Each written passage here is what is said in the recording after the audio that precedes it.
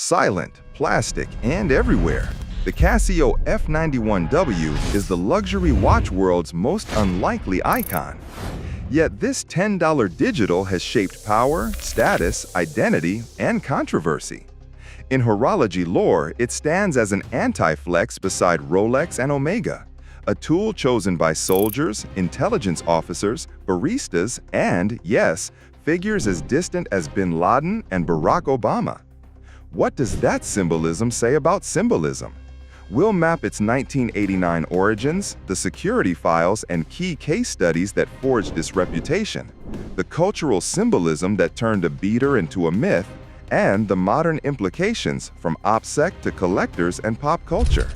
Part 1. Birth of a Paradox, 1989 to early 1990s. However, before the watch became a rumor in intelligence files or a fixture in street fashion, it began as a problem of first principles. How do you tell time for the entire planet without charging the Earth a premium? On the other hand, Casio's answer in 1989 was radical in its restraint. A design with no flourish, no vanity, and just enough of everything to work anywhere.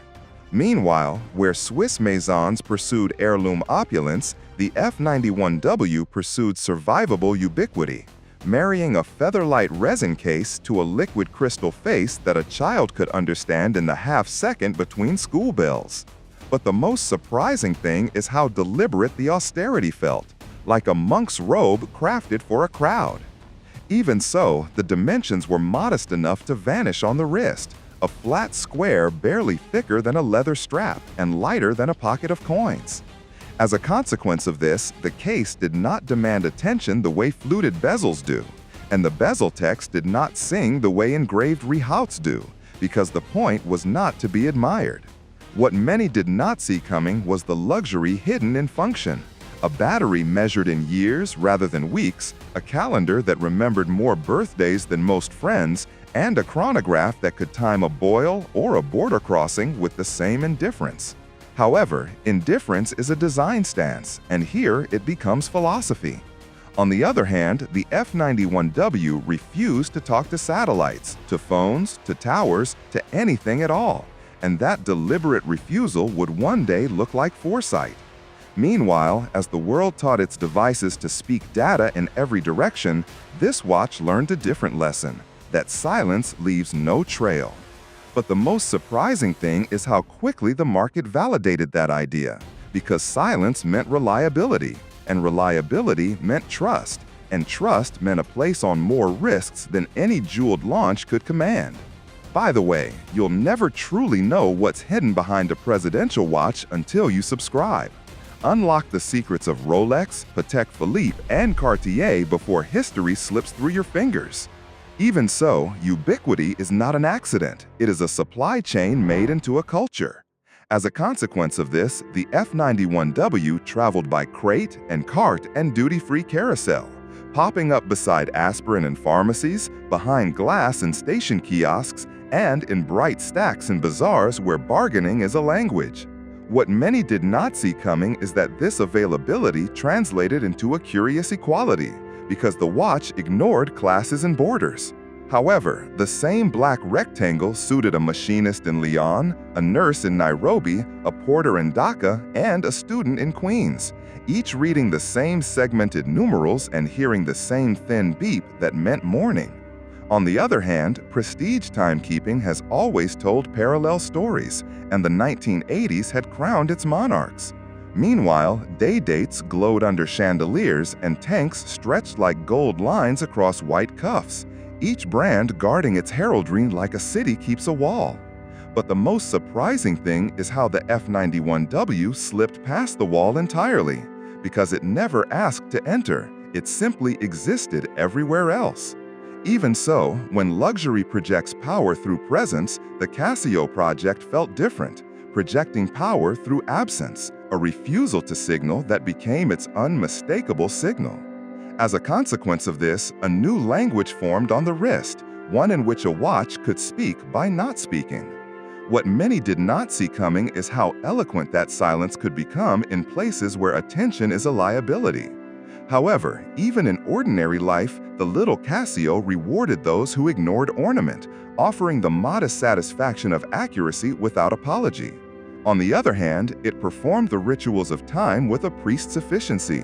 Wake, work, wait, repeat, a rhythm more honest than any exhibition case back could reveal.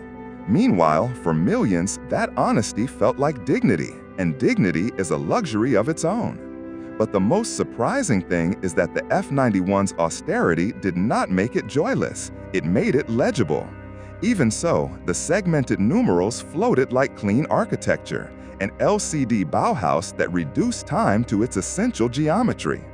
As a consequence of this, the watch became strangely contemporary even as decades passed, because minimalism ages slower than fashion. What many did not see coming is that this refusal to change would be mistaken for timelessness, and that timelessness would be mistaken for innocence, and that innocence would not always be the story others decided to tell. However, to understand why the world adopted the F91 so completely, one must travel back to late 80s context, when quartz technology humbled the old hierarchies. On the other hand, precision had become democratic, and Casio understood that democracy best expresses itself through scale. Meanwhile, the company engineered comfort into price, trimming seconds and cents wherever the wearer would never notice, and bolting simplicity to resilience in a way that turned assembly lines into arteries. But the most surprising thing is how the result felt inevitable, as if the watch were not designed but discovered. Even so, discovery brings consequences. As a consequence of this, the F91W was in position to be everywhere just before the world demanded a device that could be anywhere. What many did not see coming is that this meant the watch would accumulate meanings that Casio never signed for. However, that is the fate of successful design, to escape its blueprint and enter folklore. On the other hand, a Cartier in a cabinet remains Cartier. A plastic digital on a billion wrists stops belonging to any single narrative at all. Meanwhile, when an object is owned by everyone, anyone can rewrite it. But the most surprising thing is that collectors noticed. Even so, cabinets that hosted Patek perpetual calendars began to host, in a back corner or a travel roll, a humble F91W, kept like a talisman of first principles. As a consequence of this, the watch became a private punctuation mark in lavish collections, the beater that reminds the connoisseur why function begat form in the first place. What many did not see coming is that such juxtapositions sharpen the eye, because yellow gold glows differently when parked beside resin, and complicated movements feel almost theatrical when a piezo beep keeps perfect time. However, horology is also a theater of symbols, and symbols migrate fast. On the other hand, the F91W began showing up in photographs where luxury did not belong, and in neighborhoods where luxury has other names. Meanwhile, the same rectangle that timed espresso at a cafe counter now kept pace with night shifts and bus rides and checkpoints, its black strap blending into sleeves and shadows. But the most surprising thing is how that blending became its superpower, letting the watch belong without being seen, and letting the wearer move without explanation. Even so, invisibility is not quite the same as emptiness. As a consequence of this, the F91W accrued a quiet authority that is hard to purchase, the authority of a tool that cannot be embarrassed. What many did not see coming is that the lack of prestige insulated it from theft, envy, even weather, because a thing that claims nothing can be taken nowhere. However, luxury households understand restraint, and restraint in design is just another face of discipline. On the other hand, discipline is a kind of wealth, and so a plastic rectangle began to feel oddly aristocratic in its refusal to perform. Meanwhile, this refusal bred myths. But the most surprising thing is that myth thrives where language is scarce, and the F91W speaks almost none. Even so, the watch's silence invited projection, and projection invited story, and story invited a cast that would expand beyond factory floors and schoolyards. As a consequence of this, the stage widened from cities to states to theaters without curtains at all, where a beep at the right moment meant more than an engraving ever could. What many did not see coming is how close simplicity can stand to danger without changing a single line of its face. However, none of this was written in the sales brochure, which promised only time, alarm, light, and a memory for dates. On the other hand, that is how most legends begin, as receipts for ordinary purchases that life annotates with extraordinary footnotes. Meanwhile, the ledger of the F91 filled quickly, entry after entry, until the total resembled a map. But the most surprising thing is that the map did not trace boutiques and salons. It traced kitchens and checkpoints and terminals and borders, places where a luxury dial might hesitate and where a plastic one would simply pass. Even so, passage is not the end, it is the condition for the next scene. As a consequence of this, the F91W's quiet competence would migrate from routine into rumor, and from rumor into reputation, and from reputation into something far harder to manage. What many did not see coming is that a tool for everyone could be used by anyone, and that anyone includes figures who bend history loudly. However, the paradox is not that a simple watch touched complicated lives. The paradox is that the watch remained simple while the stories around it became complex. Part 2. The Dark Reputation Forms. Mid-1990s, 2001. However, once a tool lives on enough risks, it begins to live in enough stories, and the quiet F91W soon stepped into a louder theater than anyone at Casio intended. On the other hand, its very absence of signals, its silence and ubiquity made it unremarkable in crowds where attention was expensive and suspicion was cheap. Meanwhile, security services learned to read the world through patterns, and a pattern of a small black rectangle kept appearing in files where patience, timing, and secrecy were the currency. But the most surprising thing is that this pattern said more about context than about the watch itself. Because a watch is never only what it is also where it is found. Even so, the language that grew around the F91W in those circles was a careful one, a dialect of probabilities and indicators rather than verdicts and proofs. As a consequence of this, the term that would cling to it in briefings was not guilt but association, not certainty but likelihood, not instruction but clue. What many did not see coming is how a word like indicator, designed to protect nuance, would be stripped of nuance in public imagination and turned into a label with sharper edges. However, those who actually worked the files understood the distinction because they knew how many millions of wrists told perfectly ordinary time. On the other hand, the 1990s were a decade of apprenticeship for this myth. And the first lesson arrived above the Pacific with a story of cold precision and unintended survival. Meanwhile, on Philippine Airlines Flight 434 in 1994, a delayed explosion killed a passenger yet failed to bring down the aircraft. And investigators traced the timing to a simple digital watch that did not care whether it boiled an egg or altered a headline. But the most surprising thing is that the watch's indifference became part of the horror, because the same beep that marks a morning can, in a different context, mark an irrevocable evening. Even so, that case did not crown a villain. It christened a narrative, one in which cheap electronics could be repurposed by expensive malice. As a consequence of this, the F91W and its close cousins with the same square face and segmented smile drifted into the shadow vocabulary of security briefings. What many did not see coming is that ubiquity makes for camouflage, and camouflage, when misread, makes for prejudice, which is why professionals kept repeating their warning to themselves: indicator does not equal evidence. However, repetition does not always win against rumor, especially when rumor has a photograph to hold up. On the other hand, the decade's end offered another photograph, this time at a border where a car rolled toward the United States with a holiday target and a trunk that read like a manual for catastrophe.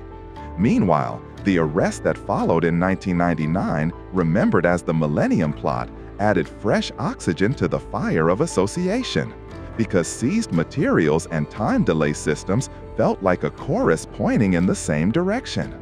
But the most surprising thing is that even as official language stayed precise, the echo that reached living rooms became simple, and simple echoes travel further than careful sentences. Even so, while headlines hardened, the watch itself stayed plastic and patient, waiting on countless kitchen counters beside keys and coins. As a consequence of this, ordinary life continued to crown the F91W king of errands, shifts, and schedules, a sovereign without ceremony ruling through reliability alone. What many did not see coming is that the very ordinariness that made the watch a harmless companion also made it an unremarked prop in photographs taken far from kitchens, where the backdrop was a tent, a valley, a border, or a flag. However, a prop does not choose its stage. A stage chooses its prop. On the other hand, the stage that chose it most often in those years lay between Afghanistan and Pakistan, where training, ideology, and logistics braided themselves into a rope taut enough to pull the world. Meanwhile, reports and debriefs began to sketch a picture of recruits receiving simple digital watches as part of basic kit, a choice dictated by price, availability, and the dull miracle of a battery that outlasts seasons. But the most surprising thing is how fast such sketches are mistaken for paintings, and how quickly paintings are mistaken for photographs, and how swiftly photographs are mistaken for the whole scene. Even so, in the hands of analysts, the watch remained a data point, a piece on a board where the meaning of any move depends on the rest of the position. As a consequence of this, the F91W would be flagged in certain contexts the way a map flags a crossroads in a dangerous province, not as a destination, but as a place where events often pass. What many did not see coming is that the map would leak, and when maps leak, they turn into folklore, and folklore uses fewer footnotes. However, the professionals kept their footnotes anyway, because footnotes are how you remember the difference between weather and climate. On the other hand, the weather in public discourse grew stormier as the new century neared, and with each storm, the square little Casio became a shorthand for something much larger than its module or resin. Meanwhile, talk show certainty outran classified caution, and the phrase terrorist watch took its place beside terms that compress complexity into an easy headline. But the most surprising thing is that compression does not reduce the truth, it distorts it, and distortion can be as dangerous as the thread it claims to simplify. Even so, the watch on your cousin's wrist remained the same watch on the nurses, the porters, the students. As a consequence of this, we must sit with two truths at once. The F91W appears in files that chart dark intent, and the F91W appears in lives that contain only laundry and late buses. What many did not see coming is that both truths can be true without canceling each other, because objects travel through moral weather like stones through rain. However, if you care about history, you care about context. And context is why a tool can be both useful and misused, both innocent and implicated, both everywhere and in the moments that matter exactly somewhere. Without subscribing, the next time you see a world leader's wrist, you'll have no idea what power, symbolism, or status it really signals. Subscribe today or keep watching in the dark. On the other hand, there is a photograph that would help the myth set like wet cement. A familiar face in desert light with a plain digital rectangle on the wrist, often identified as the same humble family we have been tracing. Meanwhile, that image would echo through the next decade, not because the watch chose the man, but because the man chose the watch. And choice is what turns an accessory into a statement. But the most surprising thing is that another photograph, taken in a different city under a different sky, would show another man with a similar square on his wrist, a public figure whose brand was accessibility before it became office. Even so, the symmetry is too neat to be ignored and too fragile to be forced, which is why we state it carefully. two men opposite in doctrine and destiny wore similar, inexpensive digital watches at moments when cameras happened to be watching them back. As a consequence of this, the paradox sharpened into a blade. Because if luxury communicates power through presence, what does it mean when modesty communicates power through recognition?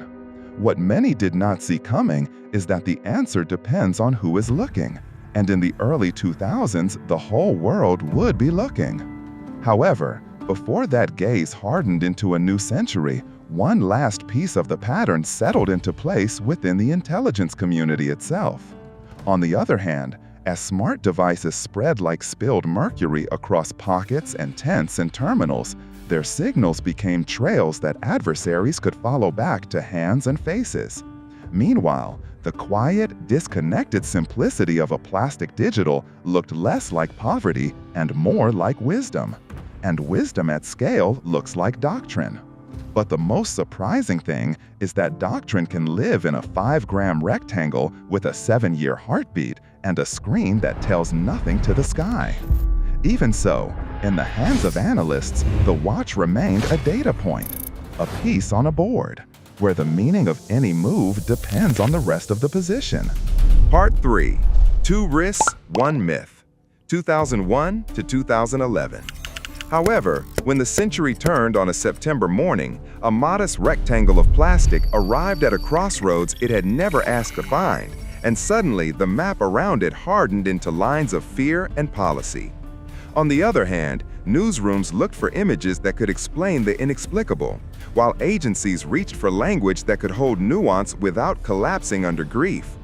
Meanwhile, the little Casio stood where it had always stood, counting seconds with a stubborn calm. Yet the air around it had changed, and with it, the meaning people thought they saw on its face. Even so, inside the rooms where analysts speak in margins and qualifiers, the vocabulary stayed careful, because caution is a kind of ethics. As a consequence of this, the watch appeared in briefings as an indicator, a data point that lived among other data points, useful only when paired with context, corroboration, and pattern. What many did not see coming is that public appetite rarely favors footnotes, and footnotes were the only safe way to discuss an object that millions wore for nothing more than work, errands, and habit. However, detainee files from the long war began to list what risks carried at the moment of capture, and a pattern of basic Casio-type digitals surfaced alongside other fragments of a life in motion. On the other hand, the presence of those rectangles did not convict on its own. It simply nudged a needle from maybe toward maybe plus, exactly the way a frequent crossroads on a dangerous road nudges a convoy to slow down. Meanwhile, the sober refrain repeated in those pages, "Indicator is not evidence," became the moral metronome that kept the tempo of judgment from running away. Even so, outside those rooms, the zeitgeist was loud, and loudness loves symbols that fit on a headline. As a consequence of this, a phrase like terrorist watch traveled farther than the paragraphs designed to restrain it, and the restraint was lost in the distance between a briefing and a broadcast. What many did not see coming is how quickly an inexpensive, ubiquitous object could be mistaken for a signature, and how slowly signatures are corrected once they've been stamped into public imagination. However, as the world's devices began to talk to towers and satellites with growing intimacy, a second, quieter logic elevated the square Casio for a different reason entirely. On the other hand, telemetry is a trail you cannot always see until someone else follows it back to you, and that realization turned a lack of connectivity into a virtue rather than a flaw. Meanwhile, for people whose survival depends on staying uninteresting to censors, a watch that refuses to speak becomes policy, and policy at scale feels like doctrine in the field.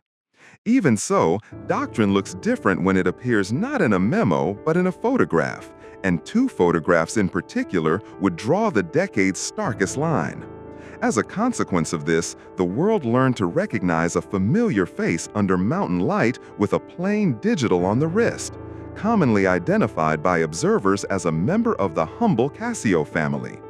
What many did not see coming is that in city light, under different skies, another familiar face would also wear a square, inexpensive digital in years before higher office, turning symmetry into a mirror nobody quite knew how to look into. However, the first image taught austerity as spectacle, a leader of clandestine violence pairing a rhetoric of renunciation with a tool that made renunciation plausible. On the other hand, the second image taught accessibility as politics, a rising public figure signaling ordinariness with a watch that could be bought in a drugstore on the way to a rally. Meanwhile, when that second figure entered the presidency, the wrist changed languages, swapping the anonymous square for the formal punctuation of an official gift, because institutions have dialects and dial codes of their own. Even so, those two wrists do not make the watch guilty or noble. They make the watch legible, and legibility is how symbolism hitches a ride on utility. As a consequence of this, the F91W family became a kind of Rorschach. To some, a cipher of menace. To others, a proof of humility. To professionals, a small part of a larger pattern. To collectors, a reminder that function can be a luxury of the strictest kind.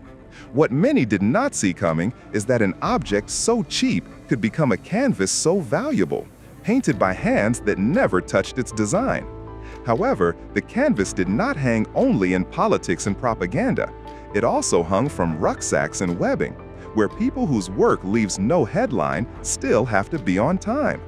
On the other hand, special operators and intelligence personnel learn to distrust devices that share their location more faithfully than their loyalties, which is why an expendable, silent watch earned a place in pockets where failure must be cheap and replacement must be easy.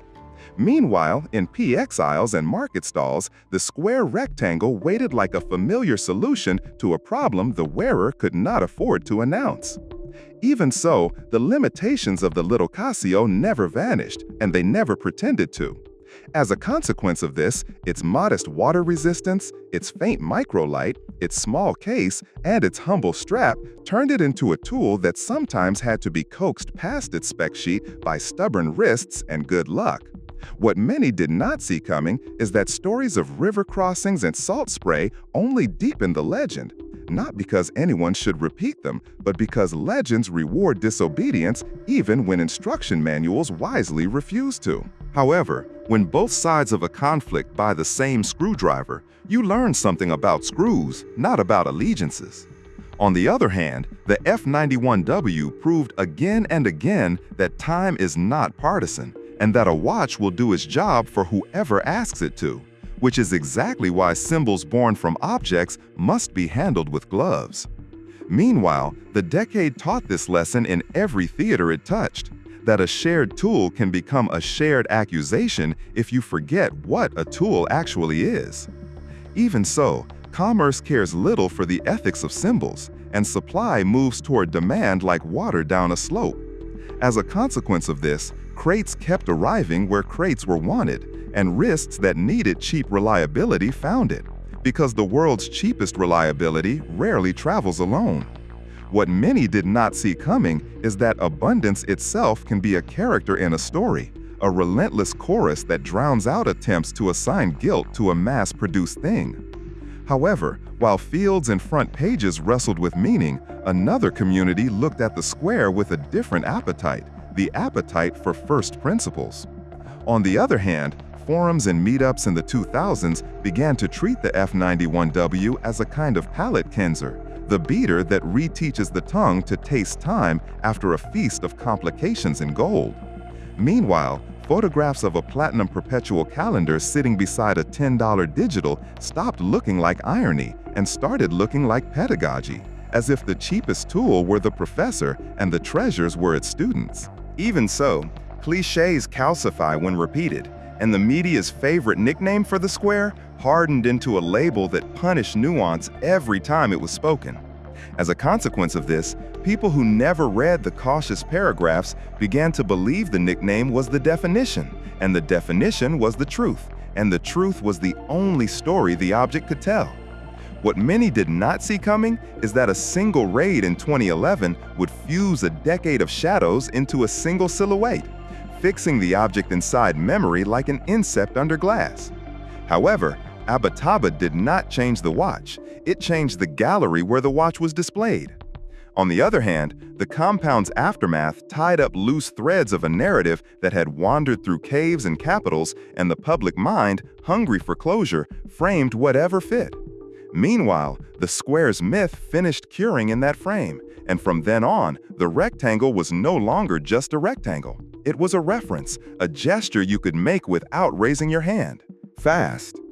Even so, the American wrist kept evolving in parallel, moving from casual digitals that telegraphed relatability to official pieces that telegraphed office, because roles demand uniforms even when the uniform is an accessory.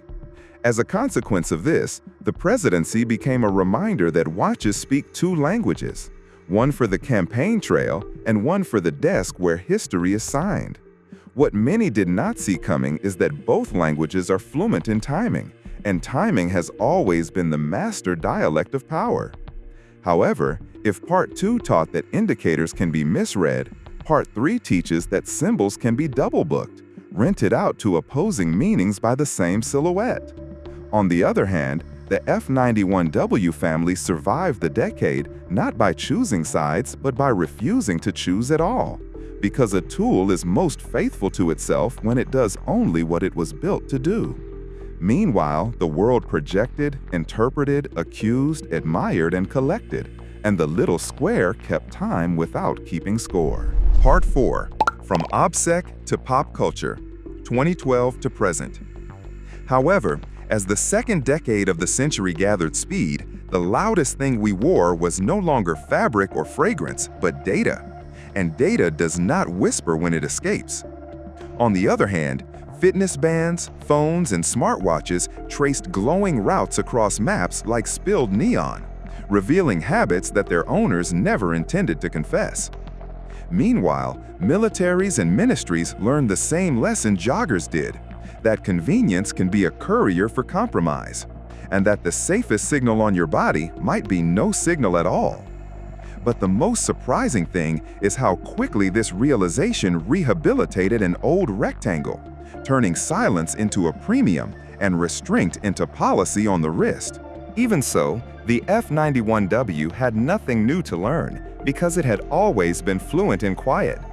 As a consequence of this, operators and analysts who could afford anything often chose what cost almost nothing, buying a watch they would not mourn if it were lost and would not fear if it were seen.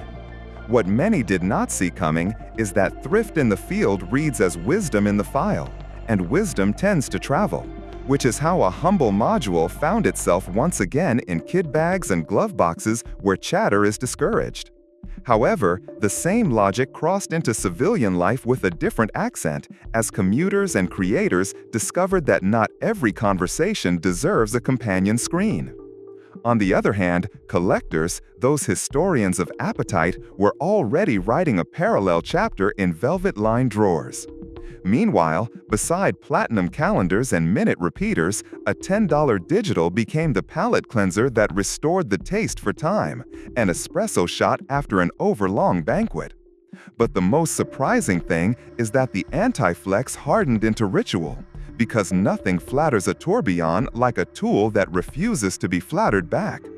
Even so, when a cabinet celebrates opposites, both sides shine brighter, and the little Casio earned its place not as a joke, but as a thesis about honesty. Just as a consequence of this, culture followed suit, as culture often does when connoisseurs hand it a new vocabulary.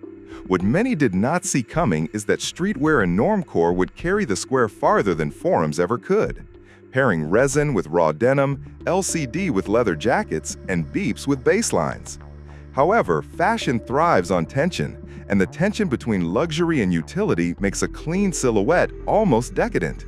On the other hand, a watch that hides in plain sight becomes a signature for people who write their names in lowercase, which is a style of power as deliberate as script in gold. Meanwhile, visibility multiplied the myth through faces that cameras already loved, and the square rode along as unassuming company. But the most surprising thing is that fame gravitated toward modest hardware as much as toward jewel-tone bezels, because understatement photographs well when the image must carry more than one meaning. Even so, the caveat remains the same as ever. Many of those sightings belong to a family of lookalikes, with cousins so similar that certainty is a luxury few images can afford. As a consequence of this, it is wiser to say often identified as than to insist on what pixels refuse to prove. However, clarity does not require pedantry. It only asks for a quick tour of the family album. On the other hand, chrome-toned bracelets and cases that mimic metal belong to models like the A158 and A159, while a slightly thicker case with a softer electroluminescent glow signals an A168. Meanwhile, a W59 improves water resistance on the same squared grammar, and an F105W swaps the tiny bulb for a wash of light that finally does what it promises. But the most surprising thing is that all of them keep a similar face, a shared geometry that makes misidentification less a mistake than a testament to a design language that refuses to age. Even so, myths about the birth certificate linger in the wild, where a wrong year can outlive a correct one by sheer repetition. As a consequence of this, it helps to remember that the story begins in 1989, when Casio delivered a democratic instrument at the exact moment the world learned how to multiply demand. What many did not see coming is that correcting a rumor is not about winning an argument. It is about honoring the object by remembering where it started and why. However, origin is only half a biography. The other half belongs to the places a device is taken by people it never met in the factory. On the other hand, authenticity is not a snob sport when function depends on trust, and trust at any price point deserves respect. Meanwhile, the market proved that even the most affordable icons attract counterfeits, a paradox that flatters and endangers in equal measure. But the most surprising thing is that the stakes remain practical rather than precious, because a seal that actually seals and a module that actually lasts are the difference between a tool and a toy. Even so, the message for buyers is simple without being simple-minded. Know what you value and make sure the thing on your wrist shares your values back.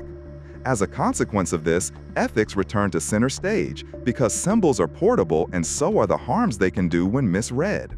What many did not see coming is that the cure for misreading is not silence but precision, the kind that says indicator does not equal evidence and repeats it until habit becomes policy. However, policy without empathy hardens into posture, and posture without knowledge collapses under scrutiny, which is why the responsible reading of objects includes the humility to admit context you cannot see. On the other hand, humility suits this watch because it was built to serve without ceremony and to endure without applause. Meanwhile, the ring of luxury continues to encompass it in a way that would have baffled the first product manager to stamp its case. But the most surprising thing is that opulence and austerity shook hands across the dial, discovering that both are languages of control, one loud, one quiet, both legible to those who know how to listen. Even so, the collector who rotates a day date on Monday and a digital on Tuesday is not contradicting taste but completing it, proving that sophistication is not a price tag but a pattern of attention. As a consequence of this, a $10 rectangle becomes an etiquette lesson, and etiquette is just power with better manners.